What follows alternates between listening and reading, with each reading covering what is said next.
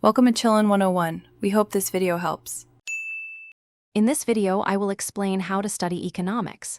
To effectively prepare in just 2 days, begin by understanding the complete syllabus and identifying high-weightage topics. Gather all your necessary study materials, including notes and textbooks, to ensure you have everything at hand. Next, create a realistic 2-day schedule, allocating specific time slots for each subject area. Remember to prioritize conceptual understanding over rote memorization for better long-term retention and application of economic principles.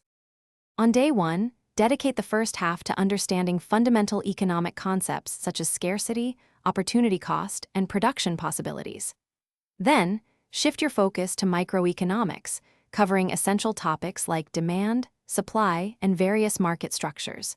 Try to spend approximately 3 hours on each major microeconomic unit to ensure thorough coverage.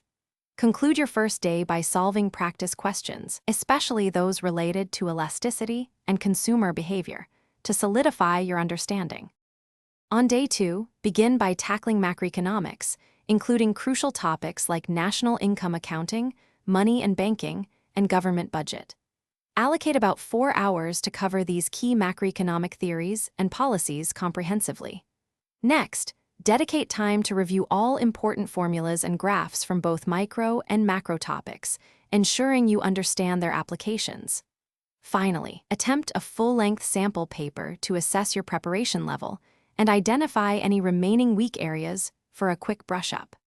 To maximize your study efficiency, remember to take short, 10-minute breaks every 1 to 2 hours to maintain focus and prevent burnout. Utilize flowcharts and diagrams to visualize complex economic processes and relationships, making them easier to recall. Practice writing clear, concise answers to theoretical questions, ensuring you address all parts of the prompt.